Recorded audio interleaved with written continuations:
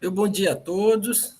Agradecer em especial ao doutor Biratã, o doutor Matheus está conosco aqui na sessão. Muito obrigado, doutor Matheus, por sua disponibilidade para acompanhar a nossa sessão. O doutor Ivan também está conosco. E também a doutora Jusileide, que ela mesmo viajando, está conosco aqui, não deixou de participar da sessão. Obrigado pela sua atenção para com este contencioso. Verificado o quórum regimental de que trata a portaria 145/2017 e com amparo da portaria 140/2021, eu, Francisco José de Oliveira Silva, declaro aberta a 82ª sessão ordinária virtual de 22 de novembro de 2021. Inicialmente, indago aos senhores conselheiros se fizeram a leitura da ata da sessão anterior e se tem uma observação a ser feita.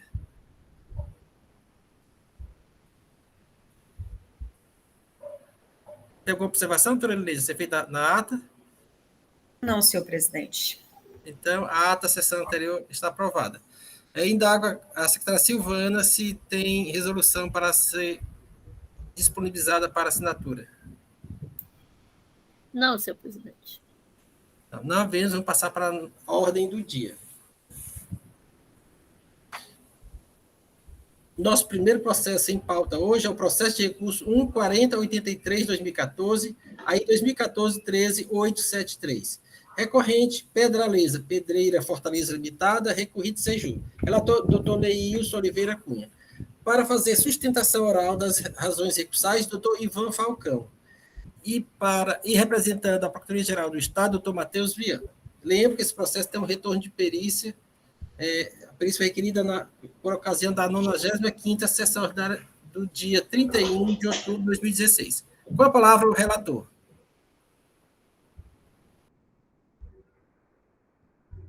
Senhor presidente, renovo aqui os votos de bom dia a todos. Passo ao relato da presente autuação.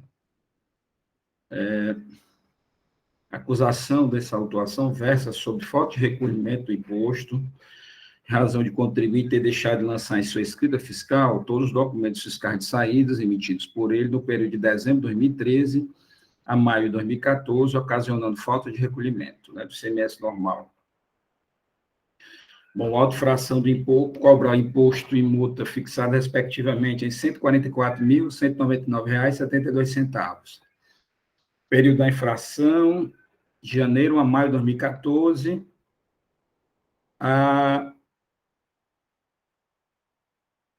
os artigos infringidos 73, 74 e 270, todos os 24.569/97, penalidade no artigo 123.1c da Lei 2.670/96.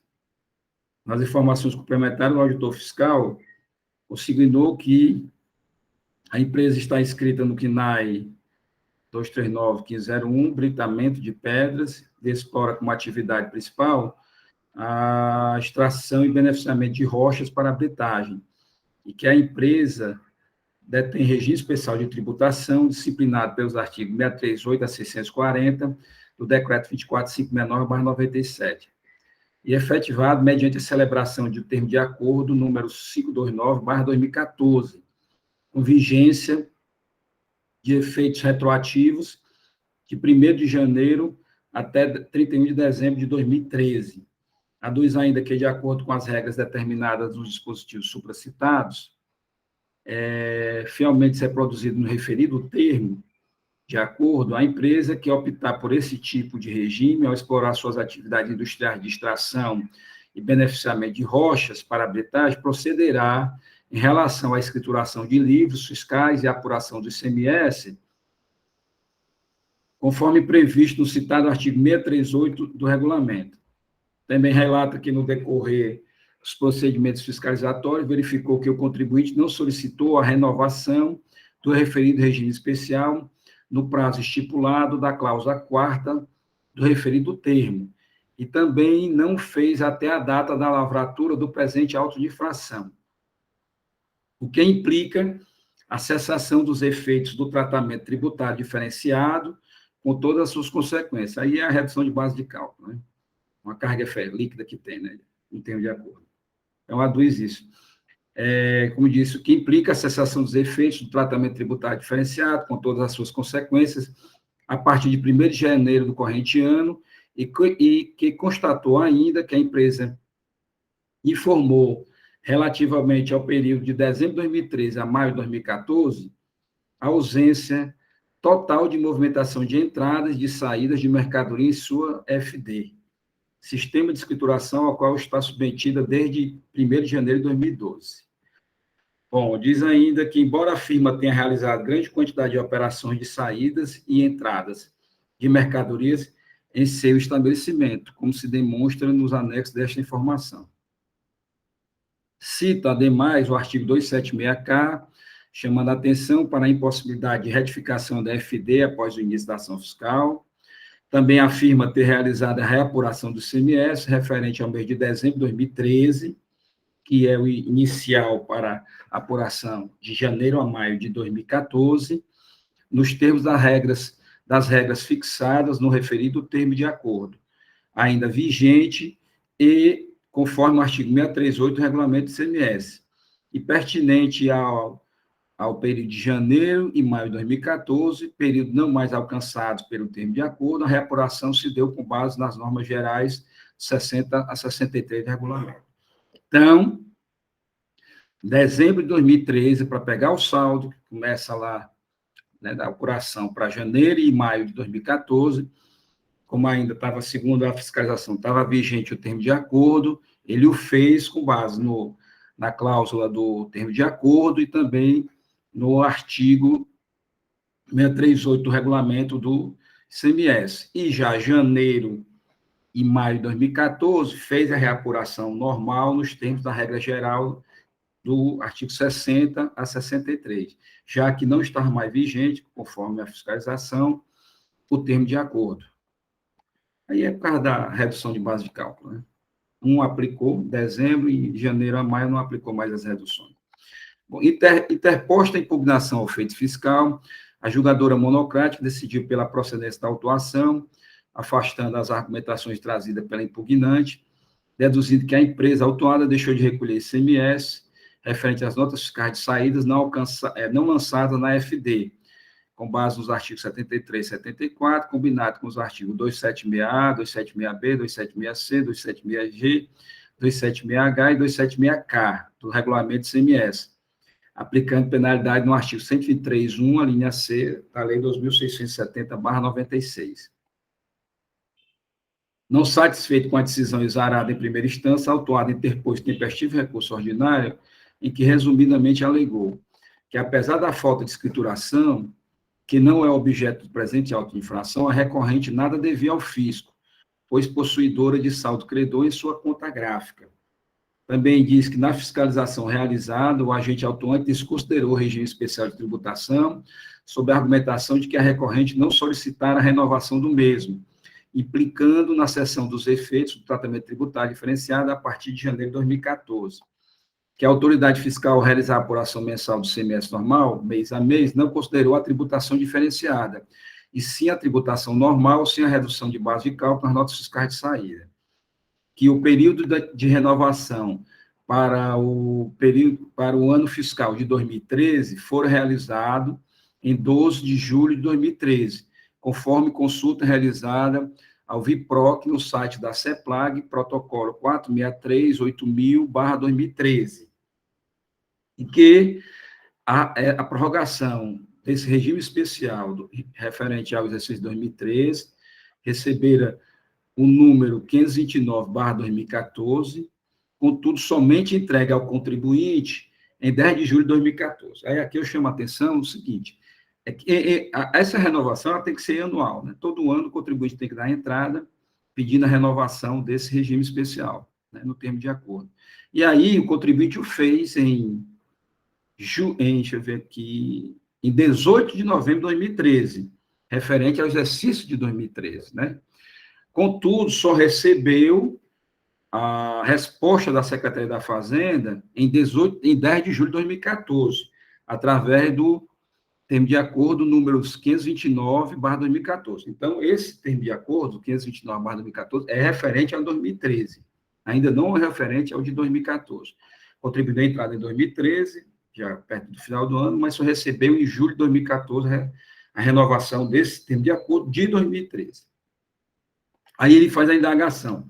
Como queria o autuante que houvesse a solicitação da renovação para 2014, se o regime anterior ainda não havia sido definitivamente homologado e entregue ao contribuinte? Também diz que a renovação anual do regime especial de tributação não é automática. É preciso solicitar sua renovação, e quando a solicitação é feita, o contribuinte não obtém resposta do fisco imediatamente. Decorre algum tempo até que o fisco aprove, emita e comunique sua decisão ao contribuinte. E quando essa demora extrapola a vigência do regime especial de tributação anterior, o contribuinte tem os efeitos do citado regime especial estendido até que a nova solicitação seja expressamente homologada.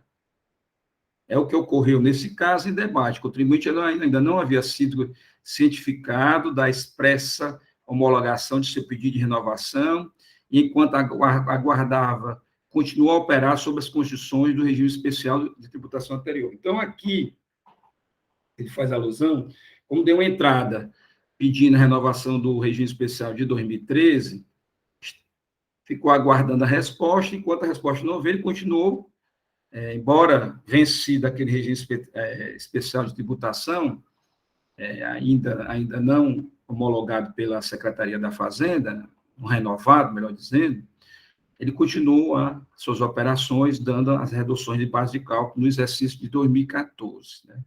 Embora que também não as tenha escriturado na FD de 2014, mas ele continuou emitindo notas fiscais de saída e dando essas reduções. Aí diz que não pode o agente autuante dizer que o regime especial de tributação número 529 de 2014 tem validade apenas até o dia 31 de dezembro de 2013, se o contribuinte só teve conhecimento do mesmo em 10 de julho de 2014, quando a fiscalização já havia sido iniciada. O que me chamou a atenção, logo assim, é que eu pensava que esses regimes especiais devam ser dado entrada logo no início do exercício, né, pedindo a renovação. Mas aqui o contribuinte fez no final de 2013, mas pedindo referente ao ano de 2013, né?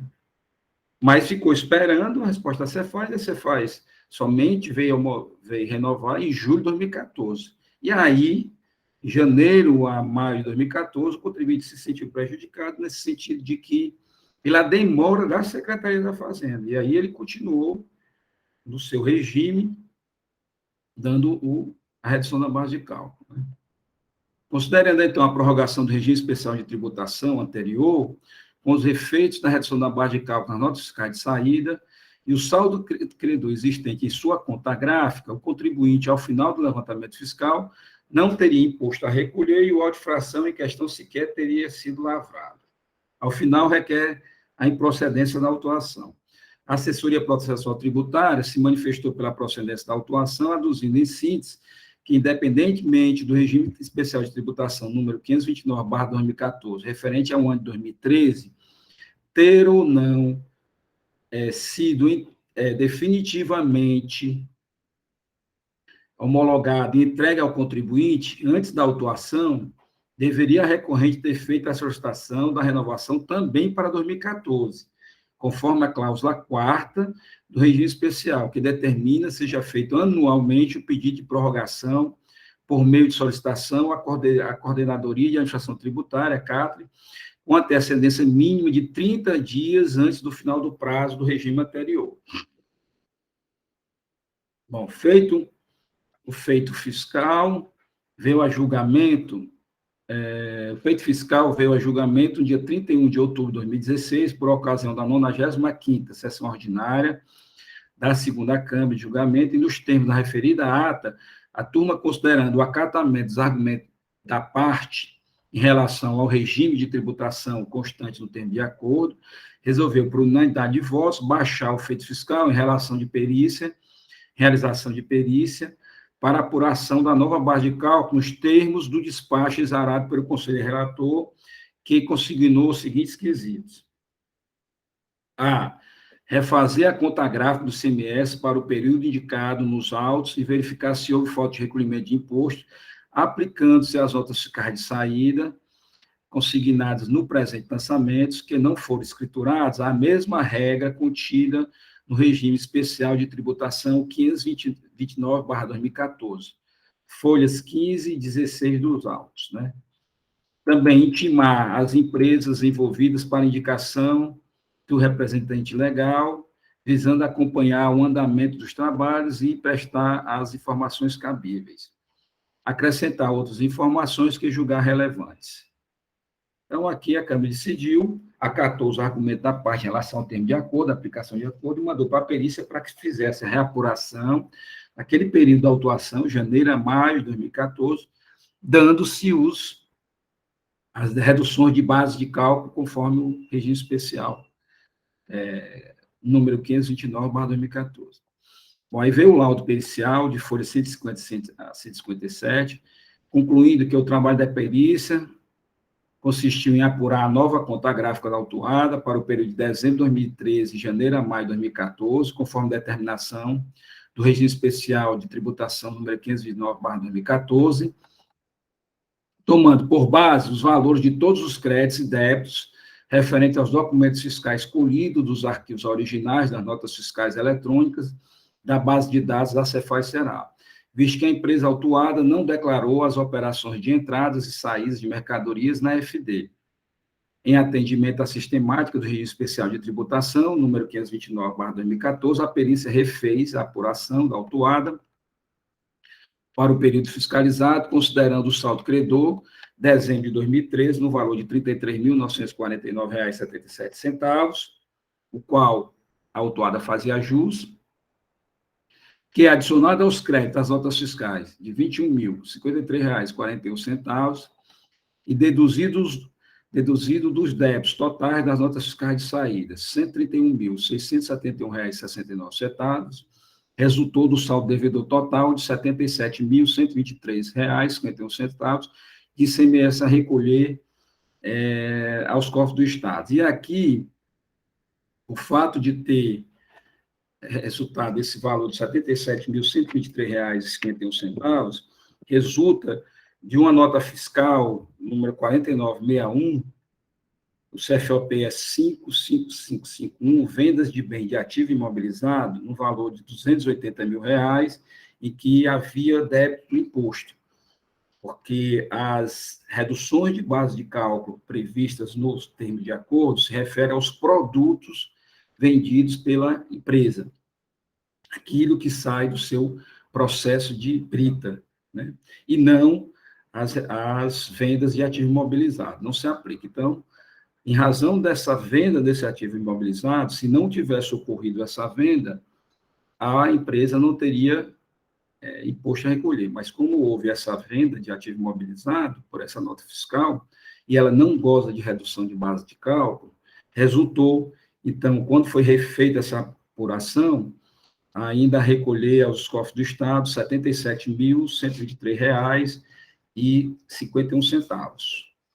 Lembrando que, na autuação original, o valor era de R$ 144.199,72. Presidente, esse é o relato. Obrigado, doutor Leilson. Dando continuidade ao processo, com o doutor Matheus Viana. Muito bem, senhor presidente, doutor Francisco José de Oliveira, senhores conselheiros, Silvana, secretária, sempre muito gentil, que prontamente atendeu o meu pedido, doutor Leilson, conselheiro relator, muito claro no seu relato, bom estar aqui com vocês, doutor Ivan Falcão, grande advogado, calmo, que traz tranquilidade a todos nós, né? A gente faz um debate bem tranquilo sempre. Seja muito bem-vindo. Elineide, nossa presidenta, sempre atenta. Que bom vê-la. Que bom ver a todos. Um bom dia a todos. Pois bem, A questão suscitada no presente recurso que resultou na realização de perícia é muito interessante, porque envolve a questão da prorrogação do termo de acordo, que aí me parece que essa Câmara já decidiu pela validade dessa prorrogação, independente do prazo, quando determinou a realização de perícia, mandou que fosse apurado, considerando que fosse feita a reapuração do estabelecimento, considerando o regime especial. Então, em relação a essa parte, como já houve decisão por parte da Câmara a respeito dessa matéria, a Procuradoria não irá mais se manifestar. Resta, então, para discussão, talvez seja isso que o doutor Ivan Falcão vai fazer, no que se refere à incidência do ICMS sobre a venda de bem de ativo. Porque sem a incidência do ICMS sobre o bem de ativo, que não foi registrado, o auto de infração, o crédito tributário, se reduz para zero. Pelo menos foi isso que eu não estou com o laudo aqui, mas me parece que é isso mesmo. Foi assim que o doutor Leilson apontou. Mas, afinal, e o ICMS incide sobre bem de ativo permanente? Ou não incide? No nosso regulamento, aí eu tenho que reconhecer que o nosso regulamento estabelece que, a partir da edição da Lei Complementar 87/96, a incidência do ICMS sobre bens de ativo, ela foi definida para 2 períodos. Aquele período em que a empresa se creditava e tinha que dar saída com a incidência do ICMS, até para anular o crédito respectivo, e o período em que, decorrido mais de 5 anos da aquisição desse bem de ativo, que não existiria mais saldo nenhum a compensar, e essa saída seria feita sem incidência do imposto. É assim que está na nossa legislação. Me parece que a questão a ser resolvida aí é verificar se esse bem de ativo tem menos de 5 anos no estabelecimento ou não, e aí não sei se essa questão foi discutida. Mas a restringe a discussão, me parece, aqui, a essa questão da incidência do ICMS ou não sobre bens de ativo. Gostaria de escutar o doutor Ivan Falcão para depois fazer uma manifestação conclusiva a respeito dessa matéria. Mas, por enquanto, só ressalvo que a nossa legislação trata dessa matéria quando a empresa não tem como atividade a venda de bem de ativos. Eu lembro aqui de uma empresa locadora de veículo, por exemplo, que ela revende esses veículos, que acaba sendo uma atividade habitual, comercial, a venda do ativo permanente.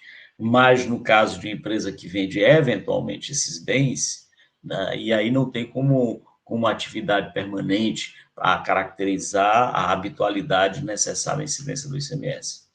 Mas vamos escutar nosso presidente, me desculpe, nosso presidente, doutor Francisco José de Oliveira. Vamos escutar atentamente o doutor Ivan para depois fazermos uma manifestação conclusiva a respeito da matéria. Por enquanto é isso, senhor presidente. Obrigado, doutor Matheus. Seguindo a trilha processual, com a palavra, doutor Ivan Falcão. Sem áudio, doutor Ivan. Obrigado, senhor presidente. Agora funcionando, né? Sim, está ótimo. Senhor procurador, senhores conselheiros, bom dia a todos.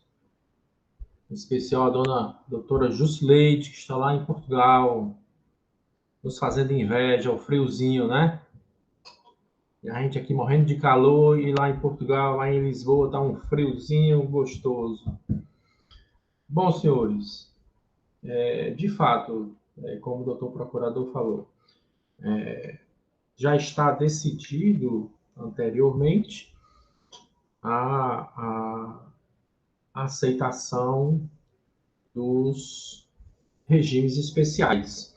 De fato, o que a gente tinha discutido aqui seria somente essa nota de valor mais elevado. Na verdade, a exclusão dela não zeraria o valor da autuação, mas reduziria bastante.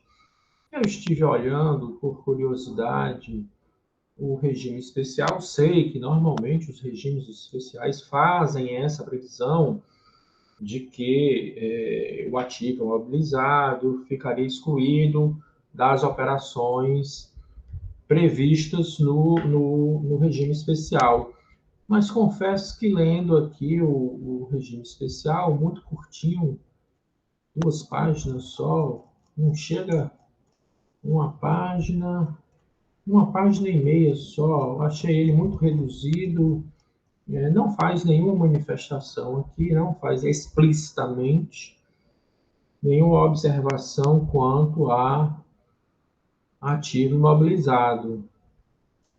Confesso também que fui atrás da nota fiscal, procurei a nota fiscal para verificar o tempo da nota.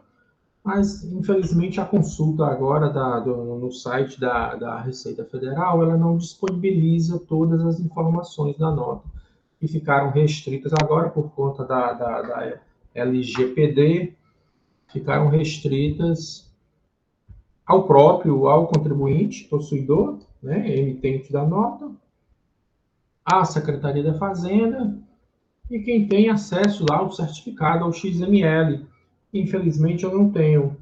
A nota consta, sim, do CD anexo ao processo, mas está em XML e, infelizmente, eu não consigo ter acesso ao XML para verificar se tinha alguma informação referente ao bem, alguma data de compra, ou se o imposto estava destacado, se não estava destacado. Realmente não tivemos acesso. Por conta disso, solicito a algum conselheiro fazendário, se tiver acesso aí ao XML, puder fazer alguma consulta, até mesmo ao bem, se há alguma informação da data. Mas fora isso, senhor presidente, senhor procurador, fora esse acesso a essas informações, né, a parte se resigna com a perícia e tendo acesso aí, algum conselheiro tendo acesso, a gente aguarda aqui alguma manifestação. É isso somente, senhor presidente. Obrigado, doutor Ivan.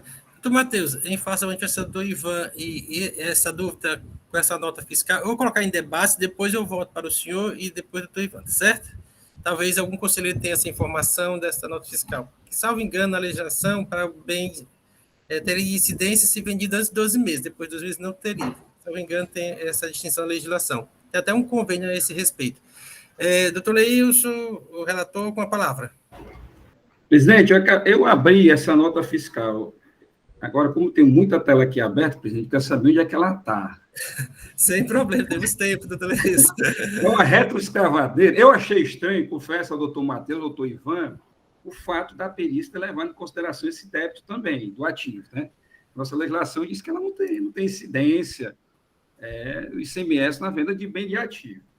É uma venda de uma retroescavadeira. Presidente, eu juro para o senhor que nesse instante, é porque eu também estou lá, também estou com o meu computador da Cefaz em aberto, deixa eu entrar nele, está aqui, é ele que eu abri. Eu não sei se eu posso compartilhar, porque essa nota fiscal está aberta no meu computador da Cefaz e não aqui no desse aqui, que eu estou aqui de casa. Não sei se a doutora Elineide pode me auxiliar nesse sentido. Pode sim, doutor Leilson. O senhor coloca compartilhar a tela inteira, aí o senhor não vai visualizar a gente, mas quando o senhor entrar no ambiente da Cefaz, como está a tela inteira, a gente consegue visualizar. Eu costumo fazer isso. Mas lá do computador da Cefaz? Se você estiver conectado lá, aí você entra primeiro você está aqui na reunião, aí o senhor coloca compartilhar a tela inteira. Aí clica na tela inteira. Aí o senhor faz o procedimento normal de entrar na Cefaz, que a gente visualiza a nota. Pronto, lá no ambiente. Compartilhar aqui a tela inteira. Tá? Cliquei, vou entrar lá no ambiente da Cefaz. Uhum. Pronto. Está aparecendo para os senhores? Não, quando o senhor botar compartilhar a tela inteira, o senhor clica em cima da caixinha que aparece no lado esquerdo da tela. Compartilhar a tela inteira. Volte para o ambiente da gente. O senhor vai ter que minimizar Já minimizei. Compartilhar. Tela inteira. Aí o senhor clica em cima dessa caixa que aparece na esquerda. Tela inteira. Aí compartilhar. Na hora que o senhor... Já era para estar aparecendo alguma coisa aqui para nós. Compartilhar. Aí eu vou agora para lá. Mas não está aparecendo nada. Pronto, Apareceu? começou. Isso, tá. Pronto. Bom, Isso, pode ir, pronto. Bom, vocês verem aí que ela foi emitida em 16 de maio de 2014, né? É uma retroescavadeira de 280 mil, tem um valor do imposto de 47.600. E aqui nas observações é que eu estou vendo que ela diz que tributada conforme os termos do decreto 23.569/97, do artigo 638 do ICMS, aí diz que informações adicionais de interesse do fisco, nota fiscal de aquisição 277, datada de 16 de novembro de 2009, ou seja, poucos dias para completar os 60 meses, né? Informações adicionais ao produto, aí vem falando, dizendo como é que ela é e tal. E aí ele cita esse artigo 638 para afirmar que essa mercadoria é operação tributada. Ou seja, como o doutor Ivan falou, eu também dei uma lida naquele termo de acordo, ele não fala nada sobre a redução de base de cálculo do bem de ativo. Então, nesse sentido, eu acho que foi por isso que a empresa se debitou do imposto, né, do valor total, R$ 47.600, né? Mas eu confesso que eu fiquei ainda com a pulga atrás na orelha, no sentido de compreender se essa operação é tributada efetivamente. Em face do nosso dispositivo, lá de vendas de bem de ativo, eu vou ler aqui para os senhores, e também já adianto que, conforme o doutor Ivan também disse, é que como a falta de recolhimento aqui está dando 77 mil, não vi no laudo de apuração, no laudo da perícia, essa reapuração. Ele afirma isso, mas ele não anexou no laudo a reapuração do imposto. Mas ele disse que resultou em 77 mil, né, o perito. E como essa nota fiscal é 47.660, ficaria em torno de 30 mil reais ainda de falta a recolher, né, de ICMS a recolher. Eu vou ver aqui, eu estou querendo que os senhores observem que eu estou com muita dúvida que mesmo não tendo no termo de acordo essa questão do bem de ativo, mas ela não deve ser disciplinada em termo de acordo. Termo de acordo, acho que quando ele disciplina bem de ativo, é a questão de diferimento, é a questão de quando aquele bem de ativo é importado, aí fica diferido para posterior saída, e não a questão de dar redução de base de cálculo na venda daquele bem de ativo, né? Porque nós, olha, aí, deixa eu ver aqui o artigo 589, que eu estudei esse processo, presidente, quinta-feira. De sexta para cá, eu não peguei nele, né? Então, assim, vamos ver o que é que diz aqui o 589, né, do regulamento.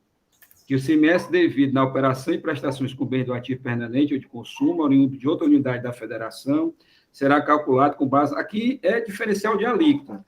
Aí não se aplica, né? Aí vamos aqui na venda dele, deixa eu ver aqui. Ocorrendo consumo, integração também não é o caso. É o 591. Na operação de saída de bem de ativo do ativo permanente adquirido até 31 de dezembro de 2009, o contribuinte emitirá nota fiscal, 2009 não, minto, 31 de dezembro de 2000. O contribuinte emitirá nota fiscal sem destaque do ICMS, observada a regra do estorno, prevista no parágrafo 1º do artigo 66, com destaque do ICMS, mantendo o crédito com quem o bem foi grafado na ocasião da entrada, que não é o caso, o bem foi adquirido aqui, nós estamos vendo aqui tem... 16 de novembro de 2009. Aí vem para a regra do 591A.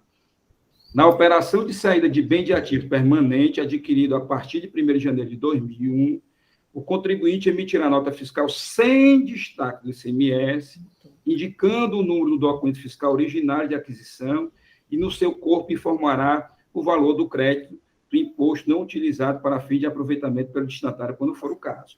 Então, me parece, presidente, que perito não observou esta regra do 591A. Esta regra é muito clara, não tem destaque do imposto. Embora que o contribuinte tenha destacado esse imposto, mas não me parece que seja motivo da cobrança desse ICMS. Eu sei que tem aquela regra que o contribuinte deve recolher, se destacou o imposto, deve escriturar, mas mesmo errado, isso é a interpretação correta. Então, me parece, presidente, que não deva ser levado em consideração esse destaque dessa nota fiscal do bem de ativo, fazendo com que flagrantemente contrário ao disposto no 591A, mas, mesmo assim, resultaria uma fonte de 30 e poucos mil reais.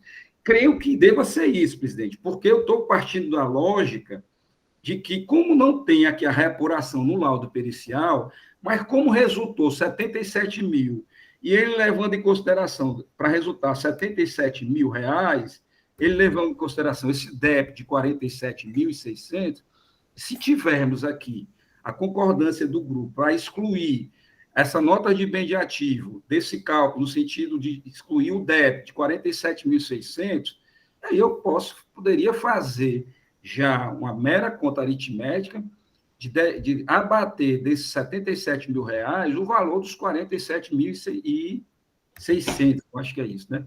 E aí, presidente, eu gostaria de escutar aí os colegas e também a Procuradoria nesse sentido, mas meu sentimento, presidente, é de que não é possível levar em consideração esse débito, porque é flagrantemente contrário ao artigo 591A.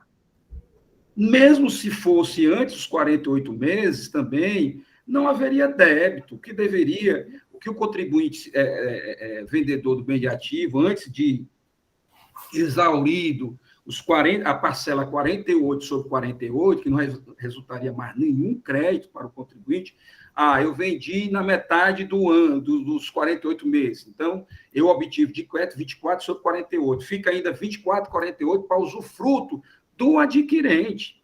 O que o contribuinte faria na emissão da nota fiscal, sem destaque do imposto, sem ICMS algum, era, no campo de observações, dizer claramente quanto é que foi o bem comprado, qual é a nota fiscal, a data, e dizer quanto ele se apropriou daquele crédito e o que é que resulta ainda para o adquirente na apropriação do crédito restante.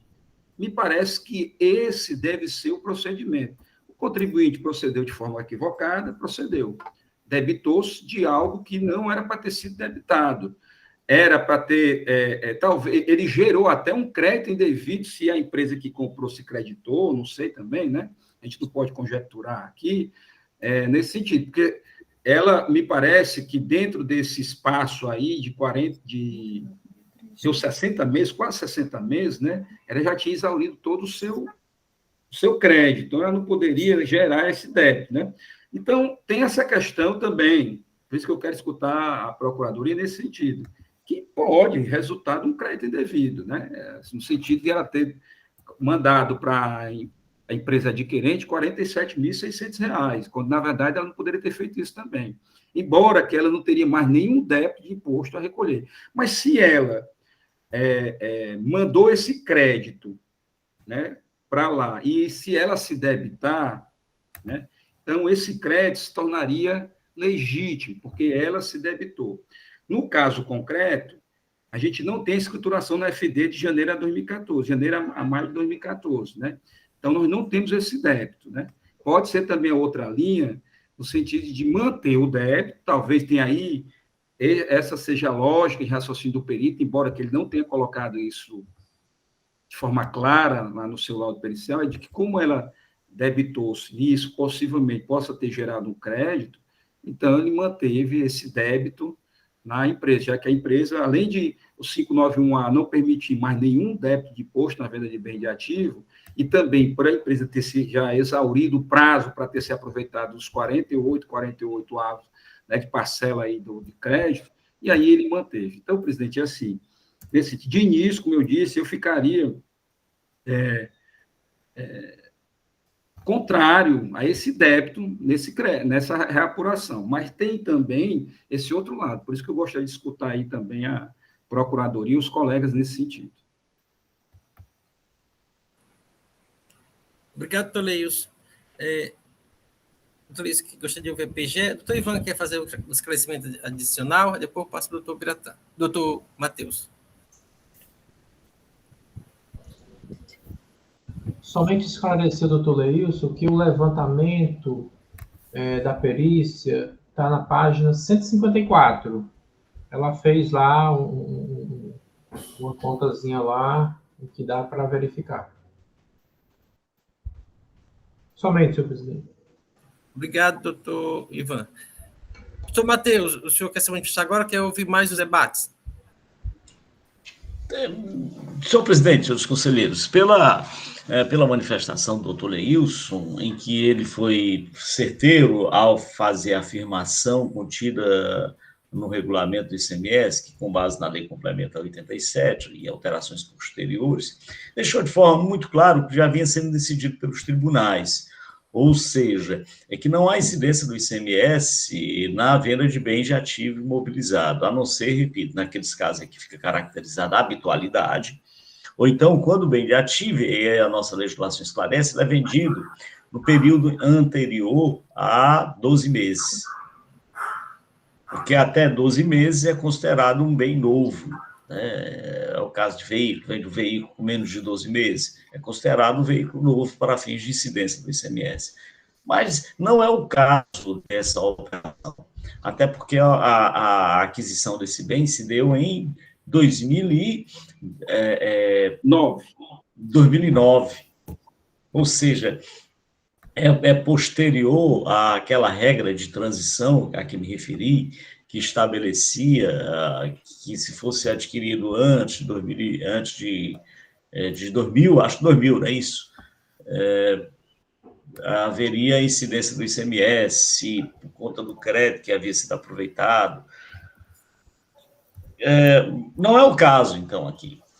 Então, me parece que as considerações que foram realizadas pelo doutor Leilson, no sentido de fazer a exclusão do débito dessa nota fiscal, me parece que são procedentes. É assim que deva ser realizada. Apesar, e aí é bom ressaltar, apesar das consequências que isso pode gerar. Mas o crédito indevido, o recolhimento do imposto, e isso é bom que se ressaltar, não legitima o crédito destinatário se ele não tem direito ao crédito ICMS. Esse é o primeiro ponto. Ainda que haja o recolhimento por parte da empresa vendedora da incidência do ICMS sobre um bem de ativo, isso não legitima, não valida a apropriação de crédito pelo destinatário. Esse é um ponto. O segundo ponto é que isso é uma questão agora, nesse momento, de certo modo, irrelevante, que é uma outra operação que não foi objeto de verificação por parte do agente fiscal. Então, não poderíamos agora, me parece que, decidir com base numa probabilidade ou numa cogitação se o contribuinte destinatário havia ou não se creditou ou não do ICMS destacado. Mas o fato é que essa operação é a hipótese de não incidência do ICMS, essa venda de bem de ativo. Razão pela qual deve sim ser excluído, concordo com o doutor Leilson, deve ser feito simplesmente uma operação aritmética para a exclusão do valor do ICMS dessa apuração. E o remanescente deve ser cobrado normalmente, conforme fez a apuração realizada pela perícia. É nesse sentido que a Procuradoria se manifesta, senhor presidente. Obrigado, doutor Matheus. Doutor Henrique Gereissati pediu a palavra. Presidente, primeiramente, cumprimentar a todos aqui, né? Eu me sinto contemplado aqui com a explanação do doutor Matheus, né? O que eu ia levantar é exatamente isso, né? Na realidade, essa nota fiscal houve o destaque do ICMS, né? O auditor considerou isso para quando foi fazer esse cálculo, cálculos, né? E ele está realmente no cálculo que a perícia fez, né? A discussão pericial e descer um pouco mais ao final, ele tem todas as notas lá relacionadas, né? Com o devido destaque do ICMS, né? No mês de maio, se eu não me engano, o valor de 47 mil a 57, alguma coisa assim, em relação a essa nota fiscal. Então, ela levou isso em consideração em função da empresa ter efetivamente efetuado o destaque do ICMS nessa nota fiscal, né? Então, acho que esse é o assunto que nós devemos debater aqui para dar caminhamento. Seria essa a contribuição, senhor presidente. Obrigado, doutor Henrique. Senhores, continue o debate. Presidente, não, eu acho que já está esclarecido da minha parte também. É só avisar o doutor Ivan. Doutor Ivan, eu vi esse quadro que o perito fez. O que me causou dúvida foi se ele tinha levado em consideração esses 47.600 do bem de ativo, porque na coluna, lá na página, lá que a senhoria mencionou, está lá assim, débitos, notas fiscais saídas, em parênteses, 7,5%, que é a redução da base de cálculo, né, do termo de acordo, débito. Aí lá em maio tem 54.474,73. Aí eu fiquei na dúvida se esse valor de 54.474,73 se refere às notas fiscais de maio, em que ele deu o desconto, né, a redução de base de cálculo, melhor dizendo, ficando com a carga ali de 7,5%, e aqui não estava a nota fiscal do bem de ativo de 47.600, está entendendo? Essa foi a minha dúvida. Mas como ele diz lá claramente, lá na conclusão do laudo, né, que ficou 77 mil, porque levou em consideração esses 47.600, então, dentro do meu raciocínio, seria caso de excluir esses 47 por 77. Não, presidente, assim, da minha parte, eu acho que as colocações do doutor Matheus e também do doutor Henrique, agora que chancela, então eu fico muito confortável para fazer essa exclusão, que era o meu objeto de desejo inicial. Obrigado, Toleios. Então, todos os conselheiros estão confortáveis para votar no presente processo? Então, vou colocar em votação. Não temos nenhuma nulidade da Toleios, é só mérito mesmo. Então, como vota o relator? Presidente, conheço o recurso para lhe dar parcial provimento no sentido de reformar a decisão de procedência de primeira instância e votar pela parcial procedência, não nos termos do laudo pericial, mas deduzindo-se do valor total de falta de recolhimento apurado no laudo pericial de R$ 77.123,51, o valor do ICMS de R$ 47.600, referente à nota fiscal 4961, resultando na parcial procedência nesse sentido, presidente. Obrigado, Por Toleios. ofensa ao artigo 591A, né? Excluir essa nota fiscal 4961, porque está em desacordo com o artigo 591A, que determina que nas vendas de bem de ativo não haja a incidência de ICMS. Obrigado, Toleios. É em consonância com a manifestação oral do representador do PGE. Isso. Presidente, eu não sei se a gente deve colocar o valor. Eu fiz aqui os cálculos, fica R$ 29.523,51. Que é 77.123,51 menos 47.600. Tá, obrigado, Toleios. Doutor Wander, como vota? Senhor presidente, bom dia. Cumprimento a todos os presentes, é um prazer revê-los.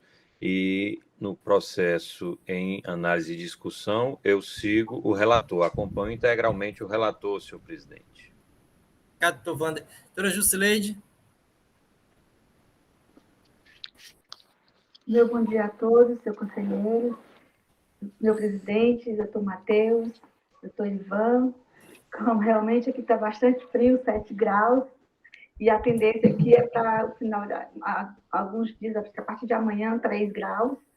Então, assim, a gente já está se preparando aqui para o frio, mas está muito gostoso. Eu acompanho o relator, senhor presidente. Obrigado, doutora Jusileide. Doutora Lourdes. Presidente, um bom dia a todos os senhores. Peço desculpas porque a internet realmente está oscilando muito, tem alguns momentos que eu quase não consigo ouvir, mas acompanhei perfeitamente os debates. Eu vou acompanhar integralmente o relator, presidente. Capitã Lourdes. Doutora Elineide. Obrigada, senhor presidente. Bom dia a todos, né? Com o relator, senhor presidente. E doutor Henrique. Presidente, acompanha o relator. Então, a segunda Câmara, por votação unânime, conhece o recurso, dá-lhe provimento em parte para reformar a decisão singular e declarar a parcial procedência da acusação nos termos do conselheiro relator, em consonância com a manifestação oral do representante da douta PGE. Esta decisão para este processo. Gostaria de agradecer ao doutor Ivan Falcão, querendo poderá permanecer conosco, e temos alguns processos em pauta. Obrigado, senhor presidente. Bom dia a todos. Boa semana de trabalho, senhores. Bom dia. Um abraço, doutor Ivan. Até mais. Até mais. Dando seguimento à nossa pauta aqui, anuncio o processo de recurso 14863-2018, aí 2018-10-579. Recorrente, IAN, Distribuidora de Alimentos Limitada, recorrido Seju. Relatora, doutora Jusileide Nogueira.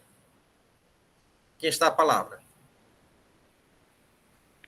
Renovo meu bom dia a todos, senhor presidente, doutor Matheus, seus conselheiros e conselheiras. Meu processo versa sobre a falta de escrituração de documentos fiscais relativos às entradas em operações ou prestações tributadas pelo regime de gestão tributária, cujo imposto já tenha sido retido. Conforme relação anexa, o contribuinte de lide deixou de registrar em seu FD notas fiscais de entrada devidamente registradas no CITRAN, do montante de R$ 1.632.933,20, referido ao período de 2015 e 2016. Nas informações complementares, foi relatado que, conforme o levantamento dos livros fiscais da FD, né, ficou constatado que houve a omissão das entradas de 41 notas fiscais referente ao valor já falado aqui em pauta. Em sua defesa, o contribuinte ele não vi que ele tratou muito assim do mérito em questão, mas sim ele falou que alega que existe uma capacidade contributiva do contribuinte e que há várias infrações apuradas em uma única infração, alega que os impostos foram devidamente pagos e que o agente, ao analisar os fatos, foi de maneira errônea, e que a empresa é optante pelo simples. Aí, neste caso, ele pede a nulidade do auto de infração e a redução da multa, caso haja, se não houver essa redução da multa, ele retrata que a empresa pode entrar em falência. O julgador de primeira instância decide pela procedência do auto, de forma que ele alega que não houve nenhuma maneira errada de haver a aplicabilidade da multa, visto que o auto foi desenvolvido exatamente com base nas EFDs, na Declaração Fiscal Digital, informada pelo próprio contribuinte, no laboratório fiscal da Cefaz. E que a falta de escrituração, motivação do feito fiscal, foi devidamente comprovada através das EFDs. Ressalta que as obrigações acessórias existem para garantir o cumprimento de obrigação principal, de modo que o cumprimento dessas obrigações não sejam uma faculdade do contribuinte quanto ao registrar as operações de entrada no SPED fiscal, configurando infração à legislação tributária ao seu descumprimento. Neste caso, não há de que se discutir se houve ou não recolhimento do imposto, e sim o descumprimento da obrigação acessória, que o agente do fisco agiu dentro das formalidades e discorda do argumento da parte que houve inobservância por parte do agente do fisco aos princípios constitucionais da capacidade contributiva e da não cumulatividade no referido auto de infração, visto que foi atendido a legislação conforme a Lei 15.614 de 2014, foi o artigo 41, parágrafo 2º do Decreto 32.885 de 2018.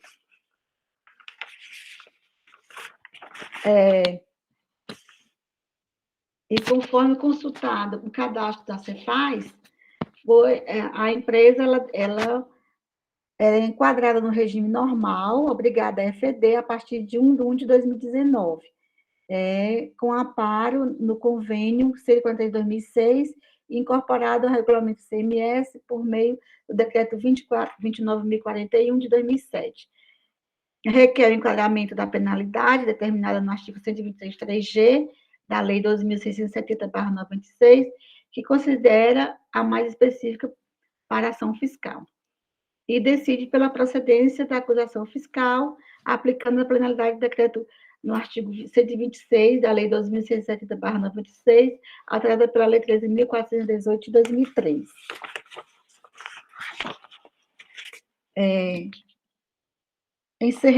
No seu recurso, o contribuinte ele faz alegativas às mesmas condições, falando da capacidade contributiva do contribuinte, e pede diligência. No parecerista, no seu parecer 126 de 2021, ele não acata o pedido de perícia e decide pela procedência do auto de infração, visto que o auto foi baseado nos documentos fiscais comprobatórios através da EFD.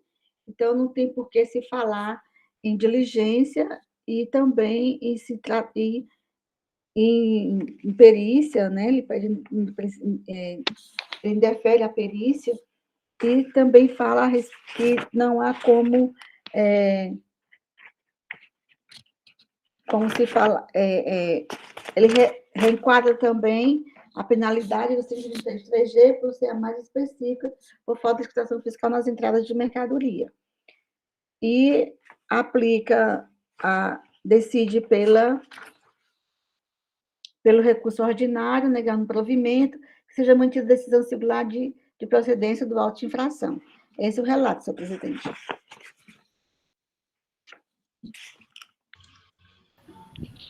Obrigado, doutora Jusileide. Com a palavra, doutor Matheus Viana. Muito bem, doutora Jusileide, relato muito claro, objetivo. Que bom, em Portugal, 7 graus, né? Muito bom. Quem diria, nós estaríamos, alguns anos atrás, nós não imaginaríamos esse tipo de situação em que, por meio eletrônico, né, a internet, nós pudéssemos fazer uma discussão, e uma discussão boa, né, em que as pessoas estivessem tão longe umas das outras, né? Que bom, né? A internet também trouxe coisas boas, além do monte de lixo que circula na internet. Que bom. Foi muito bem, doutora Jusileide. Tenha uma boa estadia aí. E a partir do seu relato, eu acho que nós não temos muita discussão para fazer, não. A não ser o doutor Leilson, que sempre é curioso e sempre traz alguma coisa diferente e tal. Mas a única coisa que nós temos que fazer aqui é manifestar o posicionamento que a Procuradoria vem adotando, que é a questão da aplicação de uma penalidade específica, que já está definida e tal, pela legislação, e não daquela que nós consideraríamos mais genérica, que é a falta de escrituração de documento eletrônico, né, que é a escrituração fiscal digital. Razão pela qual a Procuradoria, sem mais delongas, sabendo, inclusive, do posicionamento da Câmara, e da Câmara Superior, inclusive, que já decidiu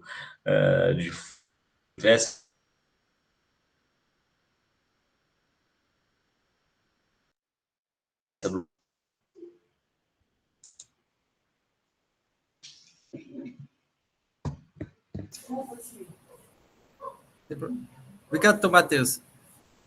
Acho que congelou um pouquinho o final. Com a palavra, doutor Leilson, que levantou a mão. Presidente, não é questão nem de discussão, não, presidente. É só para lembrar o doutor Matheus duas coisinhas. Os Jetson, no desenho animado, já previa isso, viu, doutor Matheus? Acho que o senhor lembra dos Jets, desenho animado, né? E já tinha essa previsão da gente estar falando com uma pessoa em outro canto lá e tal, né? Mas, assim, eu só vou discordar da autuação que, em vez de aplicar a lei nova, deve se aplicar o 126 originário mesmo, né? Da época da autuação, né? Porque é o mesmo percentual, 10%. Porque a 16258 deu nova redação ao 126, mas manteve o mesmo percentual, 10%. Então, eu aplico 126 original, já pedindo as vênias que eu conheço, o posicionamento da doutora Luz, do doutor Wander, da doutora Jusileide, mas, assim, eu aplicaria, só fazer uma correção essa questão do artigo 126 de forma originária, a redação originária. Aqui Bem rápido, os fatos da época. doutor Leilson, bem rápido, concordo com o doutor Leilson, porque, nesse caso, a retroação para a aplicação da penalidade só seria se fosse benéfica. Como não há benefício nenhum, que é a penalidade, é a mesma, então, a razão pela qual é isso mesmo. Tem razão, doutor Leilson. É isso. Obrigado, doutor Leilson, doutor Matheus também. Com a doutora Jusileide, depois a doutora Elineide. Como bem relatou o nosso conselheiro, doutor Leilson, a gente sempre opta pela 8L, que é a mais benéfica pelo contribuinte, pelo fato dele ter recolhido seus impostos. Então, esse seria só o nosso questionamento, doutor Matheus. Muito obrigada. Obrigado, Jusileide. Doutora Elineide, com a palavra. Sem áudio, Elineide. Obrigada, senhor presidente. Na realidade, é somente para, assim, ratificar esse entendimento do doutor Leilson, que essa Câmara, eu acho que a nossa Câmara é uma das poucas que ainda mantém esse entendimento da aplicação da penalidade específica do 123.3G, e quando tem operações tributadas, e combinado com 126, né? A Câmara Superior, a gente tem conhecimento, participa, sabe que lá a maioria entende pelo 8L, mas a matéria ainda não está sumulada, então a gente ainda mantém esse entendimento. Vamos ver como é que fica numa outra composição e se vai para a súmula, né? É um questionamento que a auditoria tem buscado muito uma solução do contencioso para essa diferença de entendimentos. Obrigada, senhor presidente. Obrigado, doutora Elineide. Se vocês querem mais debate, podemos votar. Eu gostaria de lembrar que tem até um pedido de nulidade, né, por contrariar o artigo 142 CTN, e tem também um pedido de eleição de perícia, certo? Eu vou colocar essas preliminares em votação, depois a gente vai para o mérito, certo? Jusileide, com essa nulidade arguída por ter se lavrado auto de infração em desacordo com o artigo 142 CTN, como vota?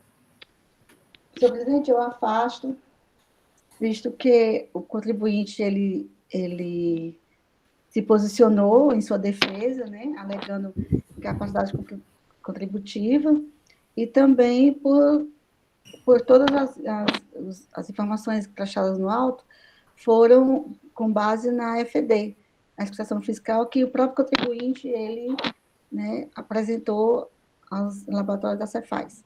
Então, eu afasto. Obrigado, Jusileide. Doutora Lourdes? Com a relatora, presidente. Foi muito baixo, doutora Lourdes, acho que não ouvi, né? Com a relatora, presidente. Obrigado, doutora Lourdes. Doutora Elineide? Como eu havia me manifestado, né, eu abro a divergência, né, no sentido de manter Não, é só a nulidade. A nulidade, né? Preliminar. As preliminares, desculpa, porque nas preliminares eu sou com a relatora, eu afasto, inclusive tem no meu processo, e acredito que no da doutora Lourdes. Isso. Doutor Henrique? Acompanhe a relatora, senhor presidente. Doutor Leilson? Com a relatora. E doutor Wander? Acompanho a relatora, senhor presidente. Doutor Jusileide, também tem um pedido de perícia. Qual é o pedido de perícia? Também afasto, senhor presidente. A recorrente não apresentou nenhum documento que pudesse agregar valores a mais que pudesse discordar da ação fiscal, visto que ela não apresentou nenhum documento comprobatório. Doutor Leite, indago os seus conselheiros se alguém diverge da relatora quanto ao pedido de perícia. Não, presidente, é formulação genérica. Pronto, então, afastar a perícia também. Então, vamos no mérito, como vota a relatora. Bem, eu opino pelo conhecimento do recurso ordinário, negar-lhe o provimento para que seja mantida, para que a decisão seja reenquadrada a penalidade, em vez de ser o 126 no artigo, né, da lei 2670, que seja reenquadrada para a 8L, que é a mais benéfica para o contribuinte, já que ele houve o recolhimento do imposto. Obrigado, doutor Leite. Doutora Lourdes. Com a relatora, presidente. Doutora Elineide. Agora sim, né, mérito. Agora sim. No mérito, né, como eu me manifestei, no sentido de manter a autuação, aplicando o artigo 123.3G da Lei 2.670, combinado com 126, né? Nesse sentido, senhor presidente. Doutor Henrique. Presidente, eu voto com a doutora Elineide, né, com o primeiro voto divergente. Doutor Leilson. Com a doutora Elineide, pela divergência. E doutor Wander? Senhor presidente, pedindo vênia aos ilustres conselheiros que entendem de maneira diversa, eu voto com a relatora, pelo artigo 123.8L. Concluída a votação e verificado o empate, já todos conhecem o posicionamento deste presidente, no sentido de que aplique-se ao caso a penalidade específica, que é a 3G, que no caso, como está não tributado, foi aplicado direto a 126, o artigo 126 da Lei 2.670. Então, nesse sentido, me acosto aos fundamentos do primeiro voto divergente proferido por doutora Elineide, que fica designado para lavrar a presente resolução. Esta decisão para o presente processo. Senhores, vamos dar 10 minutos de intervalo, é 9h40, 9h50 retomamos, tá bem?